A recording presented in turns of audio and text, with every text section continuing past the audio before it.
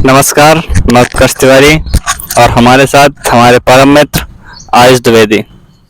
सुप्रभात साथियों, आप सभी का। अभी समय हो रहा होगा करीब सुबह का 7:15 या 7:30 के आसपास का। लेकिन आज विषय बहुत अहम है। विषय है देश की सुरक्षा का। आने वाले पिछले कुछ दिनों में बंगाल में जो हो रहा है या संसद में जो हो रहा है, इसके सबके पीछे की जड़ है एक बिल, जिसका आप लोगों ने नाम सुना होगा, जिसे हम लोग वक्फ बिल के नाम से जानते हैं। इसके बारे में हमारे साथी सहयोगी उत्कर्ष तिवारी आपको समझाएंगे कि आखिर इस झगड़े की, प्रोटेस्ट की या दंगों के पीछे की वजह क्या है।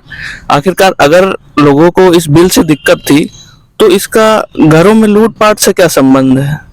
यदि किसी को विरोध प्रदर्शन करना है तो वो बिल के खिलाफ सरकार के सामने विरोध प्रदर्शन करेंगे या दूसरों के घरों को लूटना शुरू करेंगे। तो हमारे साथी उत्कर्ष तिवारी आपको इस बिल के बारे में आप समझाएंगे कि इसकी क्या शर्तें हैं और सरकार इसको किस लिए पेश कर रही है। जी, हम पहले कुछ मान्यताओं के बारे में बात करेंगे जो कि वक्फ बिल पर अवधारणाएं पिछले कई दशकों से बनी हैं, जो चली आ रही हैं, जो पहले संशोधन हुए वक्फ बिल पर। क्या वक्फ बिल पहले था? क्या सब जगह सभी देशों में, क्या मुस्लिम देशों में भी यही है? क्या भारत में ही केवल है या भारत मुस्लिम देशों से भारत में आया? या जो यहाँ पर जो दंगे भड़काए जा रहे हैं वक्फ बिल के नाम पर, क्या वो सही हैं? क्या सरकार की इसमें गलती है? क्या जनता की गलती है? इसके लिए जिम्मेदार कौन है? और जो इसमें निर्मम हत्याएं हुई हैं उनका जिम्मेदार कौन है? जी, पहली बात तो ये होगी कि वक्फ बिल ये कोई नया बिल नहीं है, ये बहुत ही पुराना है।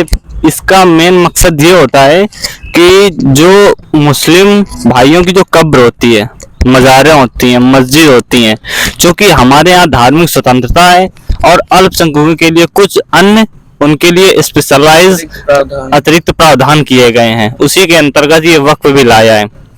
इसमें से अगर बात करें वक्फ बिल की संपत्ति की, तो जो कि सरकार के रिकॉर्ड में भी है, पहले सबसे ज्यादा रेलवे के पास में है संपत्ति, दूसरी आर्मी के पास में है और तीसरी वक्फ के पास में है।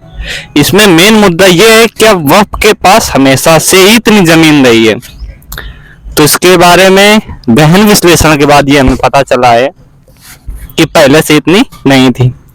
पहले इसमें लगभग इनके पास 60,000 एकड़ या 90,000 एकड़ ऐसे कुछ समथिंग थी, नियर अबाउट बता रहे हैं, किंतु अब ये 9 लाख तक पहुंच गई है।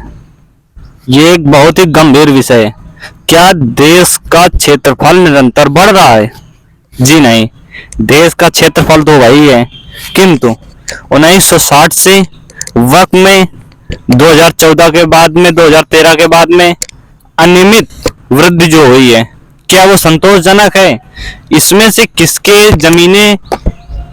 जमीनें हैं? क्या गरीबों को इसका लाभ मिल रहा है? वक्फ बिल बना किसके लिए है? ये बना है मुस्लिम गरीबों के कल्याण के लिए। क्या वास्तव में मुस्लिमों में जो गरीब हैं उनका कल्याण हो रहा है? क्या उनके बच्चे अच्छे विद्यालयों में पढ़ पा रहे हैं? क्या उन्हें उचित चिकित्सा मिल पा रही है? क्या उन्हें रोजगार मिल पा रहा है? क्या उन्हें उनकी वो स्वतंत्रता, उनको ट्रीटमेंट मिलना चाहिए? और 9 लाख संपत्ति जिसके पास एकल अधिकार है वक्फ संपत्ति के पास में, क्या उसका सही उपयोग हो पा रहा है? क्या उसमें से जो ठेकेदार, ऊपर जो बैठे हुए लोग हैं, पदाधिकारी, क्या वही उसका केवल लाभ उठा पा रहे हैं? इन सब चीजों को लगाम लगाने के लिए सरकार के द्वारा ये वक्फ बिल लाया गया। और पिछली सरकार यानी कि कांग्रेस की सरकार की बात करें तो चुनाव से ठीक पहले सिर्फ राजनीतिक लाभ और मुस्लिम प्रेम अगर कहें, क्या उसके चलते जो उन्होंने संशोधन किए क्या वो संवैधानिक थे? बात ये महत्वपूर्ण है। क्यों? क्योंकि 2013 में किया गया वक्फ बिल में संशोधन ही इनका मूल आधार हम मानते हैं, जिसमें से सरकार ने ये प्रावधान कर दिया कि अगर आपकी जमीन पर वक्फ ने अपना अधिकार या दावा ठोक दिया है तो ये आपकी जिम्मेदारी बनती है कि आप उसे बताएं कि ये आपका मकान है, ये आपकी जमीन है, ये आपकी संपत्ति है। क्या ये यथोचित है? कल के लिए मान लीजिए आपके प्लाट में वक्फ में दावा कर दिया कि नहीं ये वक्फ का है, तो अब ये आप साबित करें कि आपका नहीं है कि है। ये वक्फ की जिम्मेदारी नहीं है। यदि आप साबित करने में असमर्थ हुए, और साबित भी कहाँ करना है, ये वक्फ की कोर्ट में करना है। अब बताइए, जिसने ठोका दावा उसी के कोर्ट में आप जाएंगे, क्या वहां न्याय हो पाएगा? ये महत्वपूर्ण सवाल है और इसी को सुधार की जरूरत थी। इन्होंने तमिलनाडु में 1500 वर्ष पुराने मंदिर पर दावा ठोका। कई कई गांव हैं जिन पे इन्होंने पूरे पूरे गांव पर दावा ठोक दिया, और बाद में दिल्ली हाई कोर्ट पर भी दावा ठोक दी, और यहाँ पर इलाहाबाद हाई कोर्ट में भी दावा ठोक दिया। जो प्रयागराज में संगम का महोत्सव, संगम का पर्व मनाया जाता है, वहां संगम में भी इन्होंने अपना दावा ठोक दिया। क्या यह यथोचित है? जी बिल्कुल नहीं। इसी के लिए संशोधन बिल लाया गया और इस पर जो राजनीति हो रही है, क्या उचित है? ये जनता का सोचने का विषय है। क्या इस पर चर्चा होनी चाहिए? और इस पर जो दंगे भड़काए गए, जिनके द्वारा, जो इनके दंगा माफिया हैं, क्या उन्हें देश के सामने नहीं लाना चाहिए? जो निर्मम हत्याएं की गई, दास परिवार में जो पिता पुत्र की निर्मम हत्या की गई, बाहर घर से बाहर निकाल कर, उसका वीडियो भी सोशल मीडिया में उपलब्ध है। क्या उसमें वक्फ बिल में उनका कोई दोष था? या चुन चुन कर हिंदू संपत्तियों को नुकसान पहुंचाया गया, उनके घरों को जलाया गया, उनकी माँ बहनों को गाली दी गई, अब उनके साथ अभद्रता की गई, क्या ये उचित है? ये कोई प्रदर्शन करने का कोई ठीक तरीका तो है नहीं। लोकतंत्र में आपको अपनी बात कहने का, शांतिपूर्ण ढंग से प्रदर्शन करने का अधिकार है। सिर्फ शांतिपूर्ण प्रदर्शन का ही। और अगर इसमें लोकतंत्र में आपकी स्वतंत्रता कहाँ तक है, इसकी जो परिसीमन है, इसका जो निर्धारण है, आपकी स्वतंत्रता कहाँ तक है, ये सबसे महत्वपूर्ण है। आपकी स्वतंत्रता वहां तक है जहां तक सामने वाले या किसी और की स्वतंत्रता का हनन ना हो।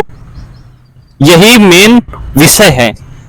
अरे आपको अगर बिल से कोई समस्या थी, दिक्कत थी, तो आप बिल बनाने वाले के पास जाएंगे, या कि आपकी जो आपसी रंजिश, आपसी दुश्मनी है जो आपके मोहल्ले में, आप उनके घर में घुसकर उनके लूटपाट करेंगे, घर के लोगों को मारेंगे, वरिष्ठ सदस्यों से कहेंगे कि आप नारे लगाइए या धर्म परिवर्तन करिए, तभी आपको छोड़ा जाएगा। नहीं करते हैं तो ले जाकर उनको काट दिया जाएगा या तरह तरह के उनके शरीर पर घाव किए जाएंगे। अगर हम लोग बंगाल दंगों की बात करें तो वहां भी एक लेटेस्ट वीडियो सामने आ रही है कि एक फौजी है, फौजी के घर में उसके सारे फर्नीचर को जला दिया गया, तोड़ फोड़ किया गया, और वहां पर दीवार में उसके मेडल टंगे हुए हैं, उसकी फोटो टंगी हुई है। आप इससे देश को क्या संदेश जाता है कि जो व्यक्ति, जो जवान अपने परिवार और अपने लोगों की परवाह किए बिना देश की सुरक्षा में अपना सर्वोच्च बलिदान यानी कि अपने प्राणों को भी त्याग देता है, क्या उसके घर में इस प्रकार से दंगाइयों का ये कुकृत्य समाज के द्वारा निंदनीय नहीं है? क्या सरकार को इसमें एक्शन नहीं लेना चाहिए? इसके जिम्मेदार लोगों को उनकी यथास्थिति, यथागति तक नहीं पहुंचाना चाहिए? क्या उन्हें दंडित नहीं किया जाना चाहिए? ये विषय है। किंतु सबसे बड़ा विषय ये है कि जिन अफवाहों के चलते ये दंगा भड़काया गया, उन दोषी लोगों को पकड़ना अति आवश्यक है, समाज के सामने लाना आवश्यक है, और जो इसमें जिम्मेदार व्यक्ति, जैसे सरकार के द्वारा दंगा प्रदर्शन, इनको रोकने की जिम्मेदारी होती है कि नहीं होती है? ये बंगाल सरकार की जिम्मेदारी है कि नहीं? अगर प्रदर्शन की उन्होंने मंजूरी दी है तो किस आधार पर दी है? क्या ये जब आप कहीं कोई घर में भी या किसी समाज में किसी प्रांगण की व्यवस्था करवाते हैं, कार्यक्रम करवाते हैं, तो आप थाने में जाकर एक एप्लीकेशन देते हैं, वहां से आप स्वीकृति लाते हैं कि हम ये प्रदर्शन कर रहे हैं, ये आयोजन कर रहे हैं, उसकी स्वीकृति मिलती है। स्वीकृति किस आधार पर मिलती है? कि आपको पुलिस बल की सुरक्षा वहां पर प्रदान की जाएगी, किसी भी भयावह स्थिति के लिए सरकार वहां पर तैयार रहेगी, यानी कि दंगा या किसी अन्य प्रकार की समस्या, चिकित्सीय या आग लग जाए या कुछ भी, मतलब उसके लिए जिम्मेदार सरकार होती है। अगर प्रदर्शन हो रहे थे तो क्या वहां सरकार के द्वारा पुलिस व्यवस्था थी? जी नहीं, क्योंकि दंगा समाप्त होने के बाद, निर्मम हत्याओं के बाद, चुन चुन कर हिंदू संपत्तियों को जलाने के बाद, उनके घर तबाह करने के बाद में वहां पुलिस पहुंची, वो भी देरी से। और पुलिस कैसे पहुंची? कहीं कहीं तो पुलिस पहुंची भी नहीं, वहां बीएसएफ यानी कि सेंट्रल गवर्नमेंट की वहां पर फौज पहुंची। जी बताइए, ये विषय अत्यंत गंभीर है कि नहीं है? ये सरकार का ही केवल विषय नहीं है, ये समाज, जनता और हम और आपके, हमारे और आपका विषय है। जो घटनाएं आज बंगाल में हो रही हैं, क्या वो घटनाएं देश के अन्य राज्यों में नहीं हो सकती हैं? इसमें बंगाल राज्य तो दोषी है ही है। साथ में जो इस प्रकार के दंगा भड़काने वाले हैं, इनकी जांच कर, इनकी पहचान कर, उन्हें उचित सबक सिखाना भी बहुत जरूरी है।